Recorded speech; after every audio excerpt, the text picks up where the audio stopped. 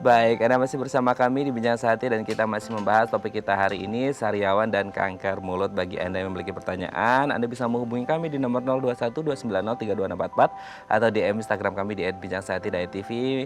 Dan hari ini sudah hadir bersama kami di studio Bincang Sehati Dr. Gigi Rafina Naomi T. SPPM, spesialis penyakit mulut dari Rumah Sakit Saint Carolus Sumarekon Serpong. Selamat pagi, Dok. Apa kabar? Selamat pagi, Mas. Kabar baik. Kabar baik ya. Selamat Iya. datang di Bincang Sehati, Dok. Dok, Ya, hari ini terima kita akan kasih. membahas tentang sariawan dan juga kanker mulut gitu ya. Kalau kita lihat banyak sekali mungkin orang mengalami sariawan gitu ya. Pasti pikirannya selalu kurang vitamin C tuh gitu kan. Itu yang sering umum gitu ya. Kenapa sebelum membahas tentang sariawan itu sendiri sebenarnya kenapa sih mulut itu kan sebagai gerbang gitu ya, Dok ya. Kenapa akhirnya kesehatan mulut dan gigi secara umum itu penting, Dok? Oke, rongga mulut itu adalah salah satu panca indera kita yang paling penting sebenarnya. Nah, mulut sebagai tempat masuknya makanan ataupun intake makanan kita sehari-hari tentunya sangat penting untuk kesehatan tubuh kita secara menyeluruh. Nah, penting harus untuk menjaga agar tetap berfungsi dengan baik dan juga untuk bisa makan dengan baik sehingga terserap dengan baik di dalam tubuh. Oh, oke, karena menjadi gerbang masuknya jadi Iya. harus dijaga dengan baik ya, karena Iya. baik buruknya keadaan dalam tubuh kita bisa dipengaruhi dari apa yang masuk dan kesehatan mulut dan gigi kita gitu ya. Nah, kalau berbicara tentang mulut dan gigi sendiri, di dalam mulut kita ini ada organ apa saja dan fungsinya apa aja, Dok? Nah, di mulut kalau kita lihat ke dalamnya tentu banyak sekali. Ada jaringan keras dan juga ada jaringan lunak di rongga mulut. Nah, jaringan keras tentunya sangat kita ketahui banyak gerigi-gerigi di dalam mulut. Oh, Nah, jumlahnya dari 28 sampai 32 dengan fungsi masing-masing. Nah, ada juga jaringan lunaknya, yaitu bisa mukosa pipi dalam, kemudian mukosa bibir dalam, kemudian ada gusi, ada langit-langit, dan juga ada lidah. oke. Dan punya fungsi masing-masing gitu ya? Iya, benar sekali. Oke, dan biasanya nih, Dok, kalau kita berbicara tentang kesehatan mulut gitu ya, faktor apa aja nih yang biasanya membuat kesehatan mulut kita itu terganggu gitu? Faktor internal tubuh kita atau dari eksternal atau gimana sih? Ya, mungkin memang bukan satu faktor ya, ada beberapa. Nah, kalau biasanya kalau secara lokal, kalau kita tidak membersihkan mulut atau gigi-gigi kita dengan baik, tentunya akan menjadi kotor. Nah, hal ini juga akan mempengaruhi kesehatan di dalam rongga mulut. Apabila tidak dibersihkan, apalagi berhari-hari, tentunya akan menumpuk dan melekat secara lama dan akan membuat kondisi rongga mulut kita menjadi kotor. Nah, faktor lain selain di dalam rongga mulut ataupun faktor kebersihan, tentunya juga oleh karena kerentanan dari mukosa di mulut kita. Misalnya gampang nih, gampang terluka gitu. Jadi gampang sekali kena gesekan sedikit saja, mungkin gampang sariawan misalnya seperti itu. Jadi memang tergantung juga kepada kondisi tubuh kita. Apabila imun kita kuat, apabila kondisi kita baik, tentunya rongga mulut juga lebih baik. Betul ya. Jadi kalau emang kita bisa menjaganya baik, maka tidak akan terjadi penyakit gitu ya. Iya. Tapi kalau ngomongin tentang penyakit, Dok, biasa kan penyakit yang sering kita tahu ya seperti tema kita hari ini sariawan gitu ya. Tapi sebenarnya selain sariawan, penyakit-penyakit apa aja sih yang biasanya muncul gitu di sekitar area mulut kita gitu? Ya tadi kan ada jaringan lunak dan jaringan keras. Nah, kalau di mulut kita ini kan kalau yang untuk jaringan kerasnya, ya kalau tidak bisa dibersihin dengan baik, tentu akan terjadi lubang. Nah, lubang dari mulai kecil, kemudian terus apabila tidak diperbaiki akan menjadi semakin besar dan biasanya orang akan menjadi mengeluhkan ngilu ataupun sakit gigi. Nah, kalau penyakit-penyakit di jaringan lunaknya bisa terjadi luka atau sariawan, kemudian mungkin ada kondisi putih ataupun lapisan plak yang menempel pada mukosa rongga mulut, ataupun misalnya ada benjolan ataupun bisa ketidakbiasaan di dalam rongga mulut yang tiba-tiba muncul. Seperti itu. Oke, bisa banyak gitu ya. Salah Iya. satunya mungkin yang terjadi ya gigi, entah itu berkarang, berlubang, Iya. itu jaringan kerasnya gitu ya, jaringan lunaknya mungkin salah satunya sariawan. Nah, sariawan itu kan sering banget terjadi ya, Dok ya, sama kita. Cuman mungkin banyak yang akhirnya kayak menyepelekan, mungkin cuman kurang vitamin atau kurang makan serat atau apa gitu. Tapi sebenarnya kalau berbicara sariawan itu sebenarnya kayak orang akhirnya kayak, ih penyakit apa sih gitu, cuman kecil gitu. Tapi emang bikin gak nyaman kan, apalagi pas lagi makan gitu, makan yang pedas atau apa itu jadi gak enak banget gitu. Nah sebenarnya sariawan itu apa dan penyebabnya apa gitu? Sariawan itu kan secara umum orang mengenal hanya sariawan, tapi Iya. sebenarnya sariawan itu merupakan suatu kayak luka gitu. Nah, luka itu merupakan terputusnya jaringan mukosa. Jadi ada yang eee, istilahnya teriritasi seperti itu. Nah, luka ini tentunya bisa mempengaruhi proses kita menggunakan mulut ya, seperti makan, kemudian berbicara, tentu akan terasa sakit sehingga mengganggu. Nah, kondisi-kondisi ini bisa membuat kita juga menjadi tidak nyaman, seperti itu. Oke. Tapi berarti kalau dari penyebabnya sendiri full dari infeksi atau karena mungkin luka kayak kegigit itu sebenarnya bisa bikin sariawan juga nggak sih? Atau kayak lah kalau kegigit cuma luka aja tapi akan sembuh. Tapi bisa jadi sariawan juga atau nggak sebenarnya? Ya, secara sederhana mungkin kita sering semua sariawan ya, semua orang pernah mengalami sariawan. Tentunya sariawan yang biasanya bisa sembuh sendiri, biasanya kalau kita minum vitamin bisa mereda sendiri. Tapi ada faktor-faktor sehingga menyebabkan misalnya kok sariawannya lebih lama ya, kok nggak sembuh-sembuh seperti itu. Nah ini yang harus kita lihat eh, kenapa sariawannya tidak biasa. Nah seperti itu. Nah sariawan biasanya bentuknya seperti oval ataupun bulat, berada di jaringan lunak mulut. Nah seperti itu, tapi dengan sendirinya akan sembuh sekitar kira-kira 10 sampai 14 hari. Oke, berarti Seperti itu. normalnya 10 sampai 14 hari sembuh Iya. gitu ya? Oke, tapi ada nggak sih Dok kemudian orang gitu yang rentan mengalami sariawan gitu kan? Saya pernah dengar tuh ada papanya teman saya ya itu kayak sebulan itu 2 minggu bisa sariawan, 2 minggu enggak Oke. gitu. Dan itu akan terus berulang gitu karena sih imunnya tubuhnya nggak bagus jadi akhirnya dampaknya ke sariawan gitu. Ada nggak sih maksudnya orang-orang yang dengan tipe atau spesifikasi khusus yang mereka itu rentan kayaknya mengalami sariawan gitu? Oke, selain karena faktor mungkin tergigit, Mhm, seperti itu mungkin kena sikat gigi yang terlalu keras sehingga menimbulkan benturan. Tetapi pada kondisi-kondisi tertentu bisa juga ada orang-orang yang mempunyai sistem imun yang rendah, sehingga jaringan rongga mulutnya itu mukosanya menjadi lebih rentan untuk ruptur atau menjadi rentan untuk terluka dibandingkan orang lain yang normal. Jadi misalnya pada kondisi-kondisi tubuh misalnya kurang darah nih heeh, atau anemia biasanya. Nah, itu ada kondisi di mana jaringan di rongga mulut kita menjadi lebih gampang terluka dibandingkan orang-orang yang mungkin normal seperti itu. Itu salah satu contohnya. Oh, oke oke oke. Berarti kalau sariawan ini sendiri kan orang pasti ngerasanya ketika udah putih gitu ya, Dok, kan udah Iya. apalagi udah gede tuh nggak enak banget baru kerasa gitu. Tapi sebenarnya gejala di awal sebelum akhirnya kayak ini akan menjadi sariawan nih gitu. Sebenarnya kita bisa ngeh nggak sih Dok seperti apa gitu gejala-gejala awal yang mungkin umum terjadi dan ini tendensinya akan ke sariawan gitu. Sebelum akhirnya lukanya besar banget putih itu kan aduh itu nggak enak banget mau makan mau ngapain juga nggak enak Oke. perih nyeri gitu Dok.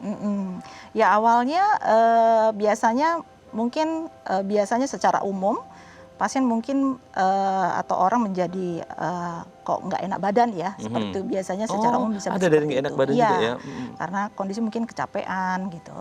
Kemudian biasanya di rongga mulut merasa kok jadi lebih panas atau sensitif terhadap makanan-makanan ya seperti makanan yang lebih pedas ataupun makanan yang panas kok jadi lebih terasa nggak nyaman seperti itu. Mungkin itu tanda-tanda awal sebelum terjadinya luka ataupun sariawan tersebut. Oke, berarti mungkin ada rasa panas di area mulut, nggak nyaman ketika makan itu berarti bisa jadi itu tanda-tanda ketika orang akan mengalami sariawan gitu ya. Karena sudah Iya. mulai nih bibit sariawannya mulai keluar gitu ya. Lama-lama jadi kayak putihnya melebar atau itu nggak enak banget tuh sumpah. Itu mungkin penyakit yang banyak disepelekan orang tapi ganggu banget ya apalagi Iya, kalau untuk benar makan sekali. gitu. Jadi nggak nikmat gitu makannya ya. Tapi kalau sariawan sendiri itu ada jenis-jenisnya nggak sih Dok? Maksudnya kayak kan ada sariawan yang mungkin lubangnya kecil, ada yang lubangnya gede Oke, banget, iya. putih gitu kan. Ada yang ya semi putih semi merah itu gimana ngebedainnya? Kalau sariawan yang umum, yang biasanya terjadi pada hampir semua orang, Itu biasanya dinamakan di istilah kedokterannya adalah stomatitis after recurrent. Jadi recurrent berarti bisa hilang timbul. Nah ini memang ada beberapa tipe. Jadi ada yang tipe yang kecil atau biasa disebut dengan yang minor, kemudian yang besar ataupun yang mayor, ataupun bisa yang banyak di dalam rongga mulut. Seperti itu. Itu yang seperti kalau sariawan yang biasa. Nah, kalau yang sudah besar ya tentunya yang tipe mayor. Nah, kalau yang sudah tipe mayor, penyembuhannya juga biasanya lebih lama dan menimbulkan gangguan tentunya lebih dibandingkan yang kecil. Seperti itu. Oke. Berarti kalau dari jenis-jenisnya kan tadi dok, kalau dari tempat atau titik lokasi di dalam mulut itu sendiri bisa membedakan nggak? Maksudnya ini munculnya di bawah lidah, ini munculnya di bagian pipi atau di bibir dalam itu atau itu jenis tergantung jenisnya atau memang pas kebetulan titiknya di situ atau gimana itu dok? Di semua tempat di rongga mulut tentu bisa terjadi. Tapi memang ada daerah-daerah tertentu yang gampang. Misalnya pada lidah. Nah, kalau di lidah kan lidah itu sering bergerak ya. Nah, mungkin sering tergigit, sering kena benda asing atau yang lainnya. Nah, jadi biasanya memang seringnya pada lidah. Tapi ya tidak menutup kemungkinan di tempat lain, di semua jaringan lunak di rongga mulut. Oke, tapi biasanya yang sering terjadi di mana? Di lidah itu sendiri atau ya, gimana? Di lidah, kemudian di mukosa dalam pipi biasanya. Oh, di mukosa dalam pipi Ya, seperti ini juga. ya, yang sering terjadi di lidah sama di muka. Apa mungkin karena bagian lunak itu, tapi semua lunak ya, gitu kan. Nah, berarti ketika muncul di titik ini tidak ada perbedaan ya penyebabnya dan dampaknya seperti itu. Cuman pas kebetulan munculnya di situ atau gimana itu? Mungkin kena benturan di situ lebih sering, atau mungkin pasien mengunyah pada sisi yang mungkin kanan yang sering terjadi luka karena dia sering makan di sebelah kanan, seperti itu. Gitu. Tapi ya tetap potensi sama semua di rongga mulut. Gitu. Oke, berarti ketika ada salah satu sisi gigi rahang kita yang untuk mengunyah itu berpotensi besar untuk terkena sariawan ya? Ya, apalagi kalau misalnya gigi-giginya tidak teratur di daerah tersebut sehingga menimbulkan benturan. Oh, oke. Berarti memang banyak sekali potensi atau risiko yang mungkin bisa terjadi gitu ya. Salah satunya dari kegiatan mengunyah kita pun bisa menjadi sariawan. Selain juga mungkin tadi masalah imun dan lain sebagainya dok ya. Oke dok, nanti kita akan lanjut lagi ngebahas tentang sariawan dan juga kanker mulut. Bagi Anda pemirsa yang memiliki pertanyaan, Anda bisa menghubungi kami di nomor 021 290 32644 atau DM Instagram kami di @bincangsaatidayatv. Kami akan segera kembali.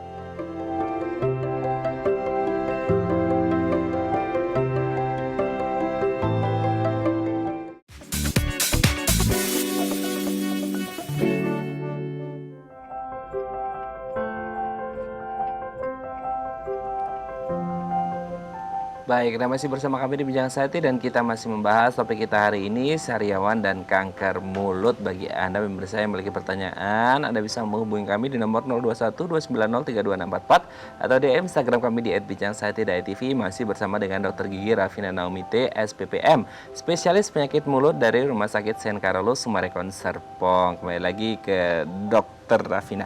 Dok, ini kalau kita berbicara gitu ya tentang sariawan, mungkin banyak yang menyepelekan seperti itu. Tapi kalau kita berbicara tentang sariawan ini sendiri, ini sebenarnya muncul salah satu faktor risikonya mungkin muncul dari akibat dari penyakit yang lain, komplikasi gitu, atau justru dari sariawan ini nanti bisa komplikasi ke penyakit yang lain gitu, atau gimana? Atau cukup sariawan aja gitu? Oke, sariawan kan tadi luka ya di dalam rongga mulut. Nah, ini bisa timbal balik. Jadi bisa dari sariawan ini yang mungkin terjadi secara lokal karena benturan, kemudian terjadilah luka atau sariawan. Tetapi bisa juga pada kondisi-kondisi tertentu, pada kondisi penyakit-penyakit tertentu. Ya contohnya seperti tadi yang saya katakan, adanya penyakit misalnya kurang darah, sehingga membuat jaringan di rongga mulut menjadi lebih rentan atau gampang sekali terjadi luka dibandingkan orang normal. Juga biasanya pada pasien-pasien atau pada orang-orang yang atau autoimun gitu. Jadi biasanya gambaran klinisnya atau manifestasi oralnya di dalam rongga mulut adalah salah satunya sariawan. Seperti itu. Oke. Dok, sebelum kita lanjut, ini ada DM Instagram dok dari pemirsa Bincang Saati. Kita baca terlebih dahulu di layar. Dari @dodo_wahyu, Mas Dodo ya, dok, kalau kena sariawan itu baiknya diobati pakai obat cair atau bubuk tabur ya, atau cukup minum vitamin dan makan buah sayur? Nah, gimana nih dok? Obat cair atau bubuk atau cukup makan buah dan sayur? Buah dan sayur bagus, cuman kayaknya takes efforts time juga ya. Nggak apa-apa sih gitu. Gimana dok? Oke, tentunya harus hati-hati juga ya dalam Ah, pemilihan obat ya. Untuk di sariawan banyak ya. Ada yang cair, ada yang bentuknya gel, kemudian ada juga yang seperti bubuk tabur seperti itu. Tapi mungkin perlu diperhatikan. Sebenarnya sariawan itu kan proses penyakit yang bisa sembuh sendiri kalau tidak ada penyakit-penyakit penyerta lainnya. Sehingga sebenarnya yang paling penting adalah melindungi si luka tersebut agar tidak terbentur kembali. Nah, jadi sebaiknya yang paling efektif adalah yang berbentuk gel atau melapisi sehingga dia tidak kena benturan pada saat makan. Nah, kalau yang banyak ya yang beredar, tapi tentunya harus selektif, jangan terlalu iritatif gitu. Jadi kadang-kadang ada obat yang sangat pedas, yang kemudian diletakkan langsung di sariawannya. Nah, takutnya bisa terjadi seperti peradangan ataupun tambahan seperti itu. Jadi tambahan infeksi jadinya seperti itu. Jadi harus hati-hati juga gitu. Tapi intinya sebenarnya lebih baik dilindungi saja. Nanti pelan-pelan sariawan tersebut akan tertutup kembali. Nah, kalau buah-buahan memang bagus juga, cuman memang harus butuh waktu yang Sabar ya. dan harus rutin gitu sebenarnya. Nggak cuma pas sariawan aja ya dokter, Iya. tapi sebelum sariawan gitu makan buah terus supaya nggak kena sariawan kan? Iya, Gitu. jadi nggak bisa langsung makan buah hari ini, Pas sariawan sariawannya sembuh. langsung sembuh gitu. Tentu ada waktu sehingga tubuh bisa meresponnya. Oke, dok, ini aku nggak ngerti ini mitos atau fakta ya. Ketika orang katanya kata orang-orang sih, aku juga nggak ngerti gitu. Ketika orang sariawan ya udah katanya malah justru hajar aja pakai cabe gitu, makanan yang pedas karena cabe katanya kan mengandung vitamin C lumayan tinggi gitu kan. Nggak apa-apa, perih nggak apa-apa sakit, tapi nanti efeknya cepat. Justru malah apa sih terjadi inflamasi atau gimana sih sebenarnya dok? Ya hampir sama yang seperti saya katakan tadi. Kalau cabai itu kan pedas, jadi istilahnya dia melawan rasa sakitnya gitu loh. Jadi dia mengalihkan rasa sakitnya dengan kepedesan makan cabai tersebut gitu. Jadi rasa sakit pada lukanya jadi tertutupi seperti itu. Tapi sebenarnya takutnya dengan makanan yang pedas itu kan tentunya menimbulkan tambahan iritasi gitu lah. Iritasi bukan secara mekanis tetapi secara kimia sehingga membuat kadang-kadang lebih merah jadinya gitu. Jadi itu hanya lebih ke sensasinya saja sih. Udahlah perih nyeri gitu ya ditambah cabai sensasinya tambah menggelegar ya dok ya. Sangat luar biasa. Aduh itu hebat banget orang yang sariawan terus kasih cabai itu ya dok ya. Oke dok, semoga dia bisa menjawab pertanyaan dari Mas Dodo dan semoga cepat sembuh kalau sariawan. Dan ingat kalau mau makan buah sayur nggak pas sariawannya gitu ya, tapi sebelum harus continue rutin setiap hari supaya tidak terkena sariawan gitu ya dok ya. Oke, tapi ada juga dok orang yang bilang kalau orang sering kena sariawan terus katanya sering kena sariawan itu ada pertanda ada penyakit berat nih yang harus diperiksakan dalam tubuhnya atau gimana nih? Iya, kalau secara normal kan ya itu tadi 10 sampai 14 hari sembuh dengan sendirinya. Tapi kalau waktunya justru menjadi lebih lama, kemudian kalau menjadi lebih besar ataupun sering gitu nah kali. sering ya. Jadi intensitasnya menjadi lebih banyak seperti itu ya tentunya berarti kita harus waspada juga nih. Jangan-jangan memang ada faktor sistemik yang mempengaruhi terjadinya sariawan tersebut.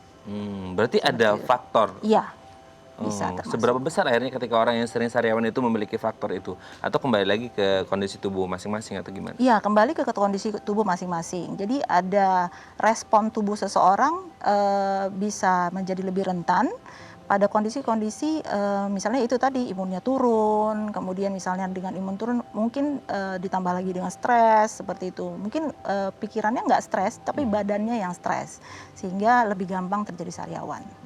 Kalau sariawan itu sendiri bisa kayak bagian terburuknya bisa menyebabkan kanker mulut nggak?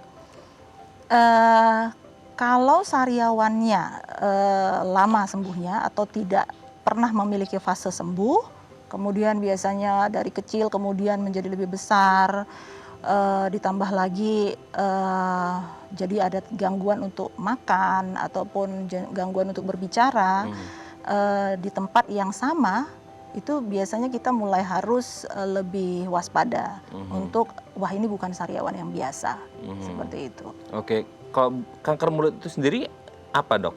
Terus kemudian faktor risikonya apa aja sebenarnya? Kanker mulut itu kan sebuah keganasan ya, sama seperti keganasan yang ada di tubuh tempat lain. Nah, ini kalau lokasinya kan di dalam rongga mulut. Nah, ini terjadi karena perubahan sel-sel ya. Jadi ada nanti biasanya dikonfirmasi dengan biopsi, kemudian melihat sampai batas mana keganasannya, seperti itu. Jadi memang kalau sudah terjadi luka apabila jangkanya sudah cukup lama tidak sembuh, kemudian kok jadi semakin sakit ya, semakin susah ngomong ya, gitu terganggu, ya tentunya harus segera untuk lebih waspada untuk pemeriksaan lebih lanjut. Oke, itu kondisinya seperti apa sih dok? Maksudnya kayak ada benjolan atau di dalam mulut atau seperti apa? Ya, bisa benjolan, bisa juga luka. Tadi kan kalau benjolan berarti menonjol ya gitu. Kalau luka kan lebih cekung berarti seperti itu. Jadi ya bisa berupa benjolan karena benjolan juga akhirnya membuat kondisi sering tergigit kan seperti itu karena lebih tidak biasa seperti itu. Jadi dengan tergigit mungkin kok jadi sering sariawan di daerah tersebut, kemudian terjadi begitu tersenggol kok sering ada darah, seperti itu bisa juga salah satu tandanya. Oke. Faktornya apa aja sih dok? Maksudnya kayak pola makan, pola hidup, atau genetik atau keturunan ini juga ada hubungannya gitu. Apalagi sekarang kan masa pandemi ya, nggak hanya pandemi sih, maksudnya orang makannya kan asal-asalan semuanya dimakan seperti itu kan. Ini itu dimakan, nggak olahraga gitu kan, nggak minum vitamin, nggak makan buah, makanya junk food gitu ya dok ya. Atau genetik juga bisa berpengaruh atau gimana nih? Ya, kanker atau keganasan itu multifaktorial ya. Jadi bisa dipengaruhi atau dari misalnya faktor genetik atau turunan atau riwayat keluarganya. Jadi biasanya pada orang-orang yang mempunyai riwayat keluarga sudah ada keganasan atau kanker biasanya menjadi potensinya menjadi lebih besar. Kemudian, nah juga pola makan seperti itu. Pola makan seperti makan makanan yang sehat. Ataupun bebas bahan kimia. Nah, ini juga berpengaruh terhadap tubuh kita dan juga respon tubuh terhadap suatu penyakit. Nah, kemudian pola hidup juga. Jadi istilahnya istirahat yang cukup, kemudian mungkin tidak capek, kemudian misalnya tidak merokok, seperti itu juga mempengaruhi. Itu catat ya yang merokok ya. Ya, oke. Tapi kalau berbicara tentang berapa lama sih prosesnya ketika orang hingga akhirnya ya nauzubillahnya gitu sampai akhirnya kanker mulut gitu, ada tahapannya nggak sih akhirnya sampai yang worstnya itu kanker mulut, dan berapa lama biasanya proses ketika dari awal ada gejala itu sampai akhirnya bisa yang parah gitu? Kalau misalnya tadinya diawali oleh sariawan misalnya luka.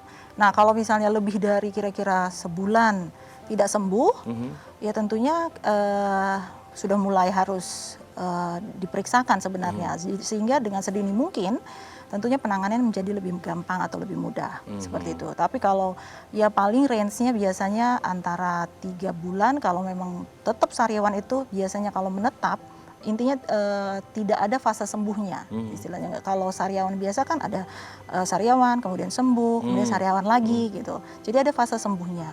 Tapi kalau tidak ada fase sembuhnya terus menerus menetap kemudian pada lokasi yang sama, biasanya kalau mungkin di lidah nih di situ terus tidak berpindah-pindah, kemudian kalau jadi semakin keras ya mungkin jadi misalnya lidahnya menjadi kaku, gangguan makan, gangguan menelan seperti itu. Kok sudah 3 bulan tidak sembuh-sembuh, nah itu mungkin harus lebih waspada. 3 bulan nggak sembuh-sembuh, sariawan membesar itu kebayang ya dok ya kesiksanya kayak mana itu ya. Seminggu aja kena sariawan itu luar biasa, apalagi yang sampai kanker mulut itu sangat mengerikan. Nah, pengobatan yang tepat seperti apa sih dok? Nah, kalau pengobatannya tentu bervariasi ya. Biasanya kalau kanker ada pembedahan, radioterapi dan kemoterapi. Jadi tergantung kepada tipe stadiumnya di mana nanti.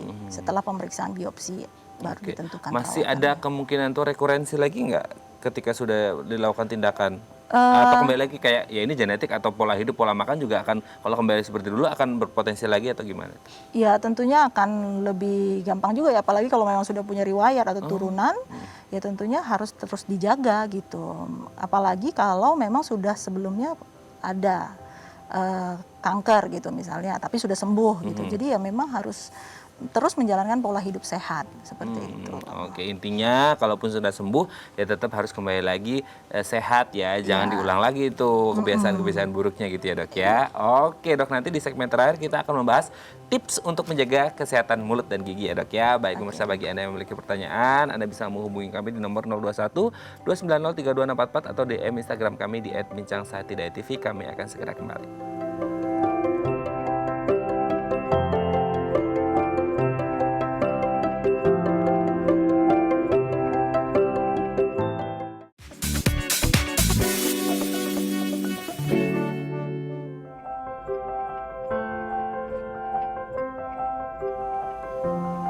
Baik, Anda masih bersama kami di Bincang Sehati dan masih bersama dengan Dr. Gigi Rafina Naomi TSPPM, spesialis penyakit mulut dari Rumah Sakit Sen Carolus Summarecon Serpong. Nah, di segmen terakhir ini dok, kita akan memberikan beberapa tips gitu ya yang bisa dilakukan untuk menjaga kesehatan mulut dan gigi. Kita lihat yang pertama, sikat gigi dengan benar. Rata-rata masih banyak mungkin ya yang sikat giginya nggak benar. Sikat gigi yang benar itu yang gimana dok? Ada yang gini-gini, ada yang gini-gini, ada yang gini-gini, atau gimana itu? Ya intinya sebenarnya kalau menyikat gigi, semua permukaan gigi harus tersikat dengan baik. Baik di sisi depan, belakang, ataupun samping-sampingnya. Jadi sikat gigi 2 kali sehari minimal pada saat pagi setelah sarapan dan malam sebelum tidur. Jadi jaringan gigi ataupun jaringan lunaknya juga tetap harus dibersihkan dengan baik. Tapi yang kalau yang sampai ke dalam-dalam itu kan agak susah dok, itu gimana ya? Ya, mungkin harus mencari sikat yang lebih kecil ujungnya sehingga bisa menjangkau ke daerah yang sulit. Dan kalau bisa jangan jadi Iya, harus hati-hati. saking pingin bersih gitu ya, jadi nggak boleh ya, malah nanti rusak jadi sariawan gitu ya. Iya, jadi malah kebentur. Oke, kita lanjut dok. Gunakan pasta gigi berfluoride. Nah, pentingnya fluoride untuk pasta gigi dan mulut kita seperti apa sih? Ya, untuk pasta gigi berfluoride ini lebih ke arah gigi-giginya ya. Jadi mencegah terjadinya lubang gigi lebih gampang sehingga jadi giginya menjadi lebih sehat, tidak terjadi lubang cepat. Nah, jadi jarang terjadi sakit gigi seperti itu. Jadi kalau milih pasta gigi harus yang berfluoride ya, karena bisa menjaga kesehatan gigi lebih bagus gitu ya. Oke, kita lanjut. Banyak minum air putih. Nah, ternyata ini juga baik untuk kesehatan mulut dan gigi. Ini air putih dampaknya dok, seperti apa? Air putih tentu selain untuk tubuh kan masuknya dari rongga mulut ya. Betul. Jadi mulut tuh secara tidak langsung terbersihkan juga seperti itu dengan lewatnya air minum ini. Sehingga tidak ada daerah-daerah yang tidak bisa dijangkau, mungkin bisa dibersihkan dengan air yang lewat. Seperti itu. Kalau berkumur dok, berkumur ini pakai air putih juga bisa ya? Atau harus pakai cairan khusus untuk berkumur itu sendiri? Kalau untuk tidak ada keluhan ataupun tidak ada infeksi di dalam rongga mulut, ya tentunya tidak perlu untuk obat kumur yang secara terus-menerus. Jadi hanya air putih juga cukup untuk hanya membersihkan daerah mukosa tersebut. Oke, itu kalau air putih. Ada yang sering juga dok, itu kayaknya air garam gitu. Apalagi untuk mereka yang sakit gigi, itu pas lagi ngenyut-ngenyut itu sakit gigi atau nggak perlu sakit gigi deh, itu air garam itu sebenarnya ada fungsinya nggak sih? Atau mitos atau fakta benar ada dampaknya gitu? Ya, air garam itu lebih ke arah seperti antiseptik juga. Jadi meredakan peradangan-peradangan yang mungkin ada di dalam rongga mulut. Jadi biasanya setelah, kalau ada keluhan nih, setelah berkumur dengan air garam menjadi lebih tenang gitu loh, jadi lebih nyaman gitu karena memang proses radangnya menjadi lebih sedikit berkurang. Oke. Itu dikumur gitu atau didiemin aja berapa detik gitu dalam mulut atau gimana? Dikumur kalau bisa 30 detik itu cukup lama juga sih, kalau bisa lebih lama di dalam rongga mulut, kemudian setelah itu dibuang. Oh, oke. Berarti memang ada dampaknya ya untuk mengurangi peradangan itu sendiri gitu ya. Oke, kita lanjut dok. Konsumsi makanan sehat. Nah, makanan apa aja sih dok? Maksudnya kayak yang bagus untuk kesehatan mulut dan gigi atau secara umum ya buah dan sayur itu bagus atau gimana? Ya, makanan yang sehat tentunya ya makanan yang tidak mengandung bahan kimia ataupun makanan yang alami biasanya. Jadi kalau khusus untuk di rongga mulut memang lebih baik kita juga ada proses pengunyahan. Jadi kalau bisa seperti yang lebih bertekstur lebih baik. Karena misalnya makan buah nih, jadi kita misalnya menggigit buah, jadi ada sedikit pembersihan dibandingkan kita makan yang lebih lunak-lunak, jadi lebih gampang nempel di permukaan gigi. Jadi tekstur makanan sehingga membuat kita tuh lebih bersih rongga mulutnya. Oke. Seperti Berarti itu. better kita makan buah dengan kulitnya langsung gigit daripada di jus gitu ya? Ya, kalau untuk rongga mulutnya ya, walaupun sama sepertinya ya vitaminnya masuknya sama seperti itu. Oke. Jadi dampaknya lebih bagus ke gigi-giginya ketika kita langsung makan langsung Menggigitnya, seperti itu. Tapi mengunyah. ada buah-buah kan yang banyak mengandung gula gitu ya dok ya. Itu ada dampak buruknya nggak sih ke gigi sendiri? Apa memang habis setelah makan itu harus dibersihkan sikat gigi? Dan kalaupun harus dibersihkan berapa lama idealnya waktu setelah makannya itu?